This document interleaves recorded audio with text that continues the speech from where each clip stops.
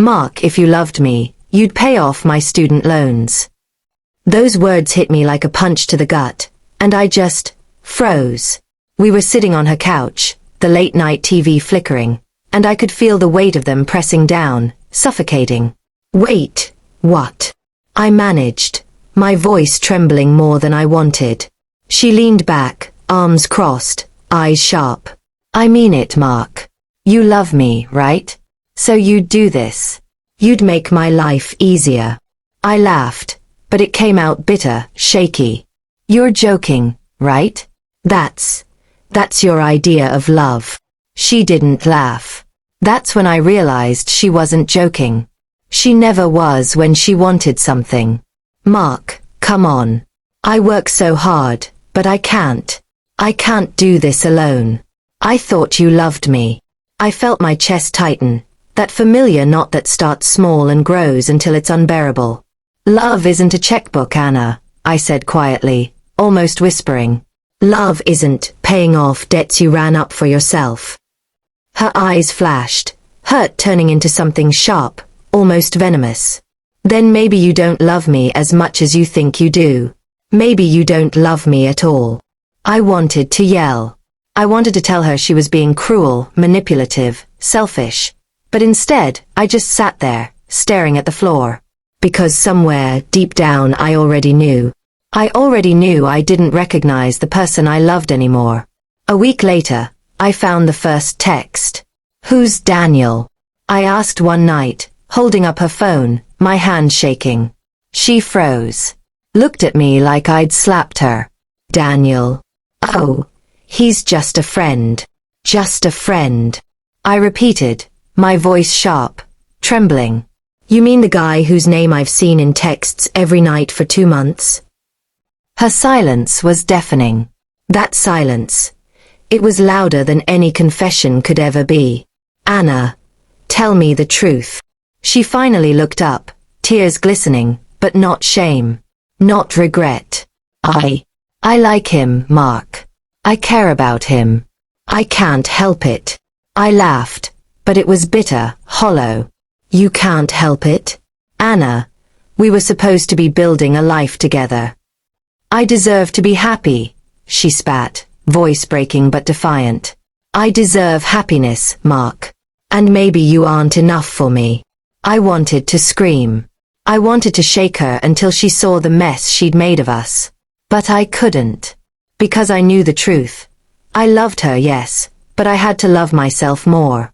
The next few weeks were a blur. Divorce papers slid across the kitchen table like knives. She moved in with Daniel before the ink dried, and the humiliation was crushing. Every mutual friend called me, some apologizing awkwardly, others avoiding my gaze. Everyone whispered, everyone knew, and I felt smaller than I ever had in my life. And then came the texts. Late-night confessions, apologies I didn't want to read, but couldn't help myself. Mark, I didn't mean for it to happen. I made a mistake. Daniel isn't who I thought he was. The last one hit hardest.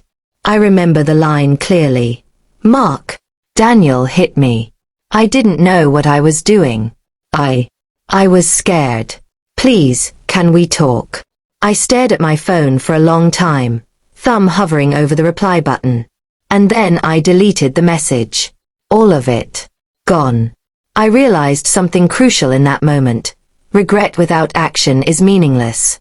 And my love, real, deep, painful love, wasn't a rescue service for someone who had already chosen another path.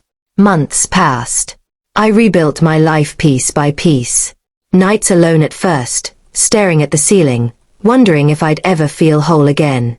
Friends dragged me out. I started running. Small victories at first. Then bigger ones.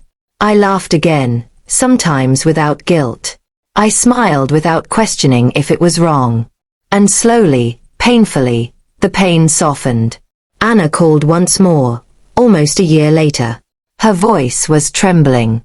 Mark, I made a mistake. I see that now. Can we talk?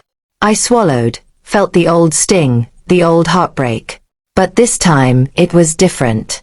Anna, you made your choices. You live with them. I've made mine too. And mine is to move forward. Her sobs filled the line, pleading, desperate. I was wrong. I should have. You don't get a redo, I said softly, surprisingly calm. You get to live with who you are. I get to live with who I am. And I'm happy now.